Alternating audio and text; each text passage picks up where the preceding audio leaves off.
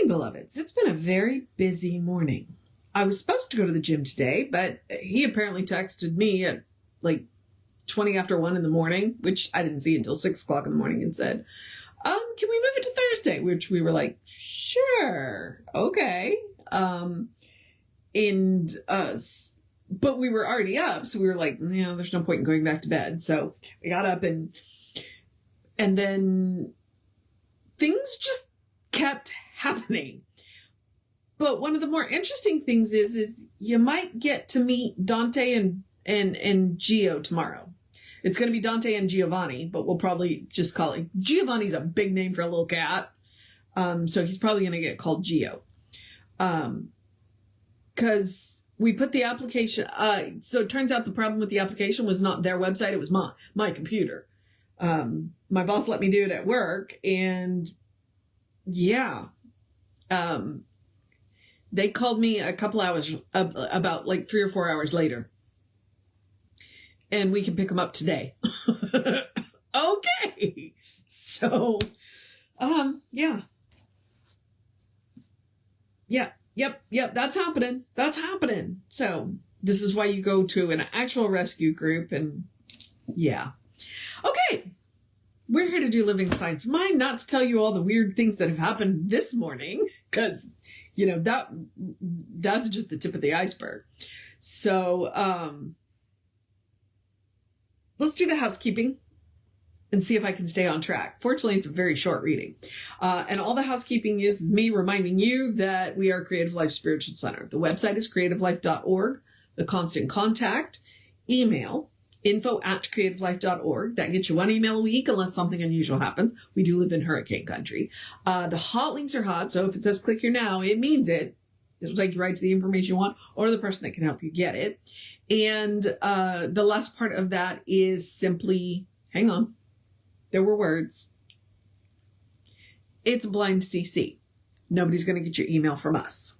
Okay. You want to end up on anybody else's random mailing list because from us. Okay. Yeah, that's it. Now, the last part of the housekeeping is just the social medias. We are Creative Life Spiritual Center or Creative Life Spark, depending on which social medias you are on. We don't monetize them. We don't give them money. We don't ask you to give them money. We don't want to deal with the ads any more than you do. So what we ask you to do instead is to engage with the pages. Like, subscribe, follow based on which platform you're on, or and then engage with the individual posts. So react to the posts. You can like them or love them or laugh at them, because sometimes I know we're funny. I don't know about David. I know I'm funny. So if nothing else, I'm funny looking, right? Sorry. Like I said, it's been a lot in the last 24 hours. Okay. So please feel free to react to them. Hang on. React to them, share them, comment on them. All right. So I think that's everything. Oh, and I'm the running of Brian on the social medias that I'm on. So you feel free to do that too. Okay. Living the Science of Mind. This book is a collection of essays that came out of the Science of Mind at Home course. At the back of the magazine, you could mail off for this, and they'd mail you a lesson every week for 48 weeks. Which they did end up binding into, it took 6 books to bind those lessons together, which is really cool. And then so what they did was they pulled these. Now, my pet theory is simply that people had questions, and so they would write to Ernest, or they would call Ernest, or they would stop Ernest on the street and say, well, tell me more about this. Okay? So, yeah, I think that's where it came from, which became the at-home course, which then they collected the best of and created this. So we got a short one today, thank goodness, because like I said, it's been a morning. Our title today is Arguments Logically Presented to Mind. So let me get my light on here. Arguments logically presented to mind. Okay. Arguments logically presented to mind will produce definite results. What does this statement mean? It means that we are surrounded by a universal mind, which is creative, which receives the impress of our thought and acts upon it. It receives the conclusion of our thoughts and acts as though it were true. Hence, a mental argument logically presented to mind in such a way that its conclusion is definite must produce a definite result. The argument should be made with a consciousness of harmony, of wholeness, of peace, of power, and of perfection. Okay, now the why that is important is when we make these arguments, we have to make them in alignment with the nature of the power that we are using. And that is one of the I guess the secrets. It's like, you can't, the whole thing he kept saying yesterday was 2 + 2 is 4. Okay. So if you are asking for 2 + 2, you will get 4. If you are asking for 2 + 2, but wanting 5, you're not going to get that because that's not in alignment with the way it works. So that's why he says when you make these arguments, you've got to be in harmony, wholeness, peace, power, and perfection. And perfection is just another word for wholeness. Don't think it means flawless. The messiness gets to be included in the perfection. Okay? When we make the statement that God is all there is, our argument must support this statement by strong mental proof that since God is all there is nothing else. We must know that both cause and effect are spiritual, and our every argument should tend to demonstrate this position in our own thought. Okay? For whatever we demonstrate in our own thought is logically presented to mind to be acted upon and projected into form. Creative mind itself has no specific intention as far as we as individuals are concerned. And see, that's important because that means that there's no judgment. So if you ask for something that is not necessarily in your best interest, but is still in alignment with, and you get it, there's at no time where God's going to judge and say, you know what, I don't think that's the best choice for you. But that also means that there's never a time when God's going to say, you don't deserve this. Okay? Same thing. God is not going to say, you don't deserve this. And God's also not going to say, I don't think this is in your best interest. So sometimes we ask for things that are not in our best interest, but are still in alignment with the nature of power, and we get them, and then we wonder why we're miserable. Okay? So, creative mind of itself has no specific intention as far as we are, as individuals are concerned. We give it the only intention it has for us, and in fact, and the fact that we find ourselves in confused and limited circumstances, instead of disproving this theory, is positive proof of it, right? God never says no. God never says no. God never says, are you sure about this? God never says, are you sure about this? Okay? That's exactly what he's saying.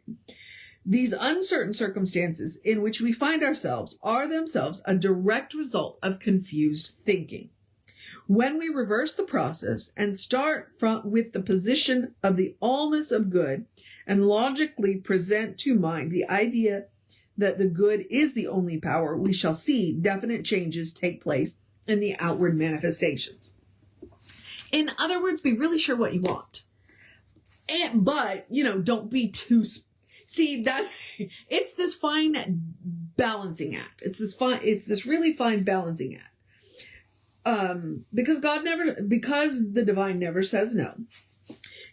It never second guesses us. We're the only, and probably most often the confused thinking is our second guessing ourselves. That's exactly what that is. Or doubting ourselves. Or we go, oh, well, do I actually deserve this? Well, see, God, the divine doesn't do that. The divine doesn't ask whether you deserve it or not. The divine just goes, well, there's a whole lot of energy around that. That must be what they want. Okay? And if it's in alignment, we'll get it. So, God never asks, Spirit never asks if we're deserving. Spirit never asks, is this really what you want? Spirit just does what we ask. if we put enough energy behind it. So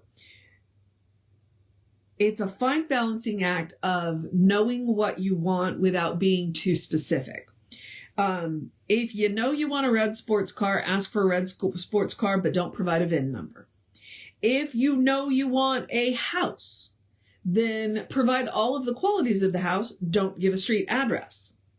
If you know you want a partner, be that a friend, be that a business partner, be that a romantic partner, lay out all the qualities that you want, but don't give them a name. Don't give spirit a name. That's what we mean. It's a fine balancing act. Know what you want, but be open to the way spirit brings it to you, this or something better. Logically presented. Consciousness, consciousness, consciousness. That is, I like to say it, that's the drumbeat of science and mind. Consciousness, consciousness, consciousness. You got to be conscious of what you want. And be willing to accept it when spirit presents it to you. So, all right, beloveds, that is the logic for today. Tomorrow, we are going to talk about simple acceptance. Fortunately, we're going to have a series of short ones, so that'll be good. All right, beloveds, that is the lesson for today. I'm going to move on into my the rest of my day, which could be long and interesting, and that's a good thing. So, take care of your... Oh, wait, hang on. I'm going to encourage you to have a great day, Wondrous Day, fantastic. I'm going to encourage you to have a great day, Wondrous Day, a fantastic day, a magical day, an enchanted day, a wonderful day, an awesome day, an amazing day. You got this day. We're in the middle of the week day. Enjoy the sunshine day. Stay out of the direct sunlight between 10 and 2 day. Drink plenty of water day. You got this day. Take care of business day. Take care of yourself day. Cuddle your fur babies day. Good day, because apparently I'm out of words. And if that is too much pressure, because occasionally it is, I get it. It's too much pressure. Simply have a day. You are enough, just as you are. You're a beloved expression of the divine. You are spirit in motion, God in action, a brilliant masterpiece and a work in progress at the same time. Maybe it's a beautiful masterpiece and a brilliant light and a divine spark. And as Reverend Jesse likes to call us, you are a godling. Ooh, maybe I better wrap this up before I lose my voice. It's not going anywhere. I just need a drink of water.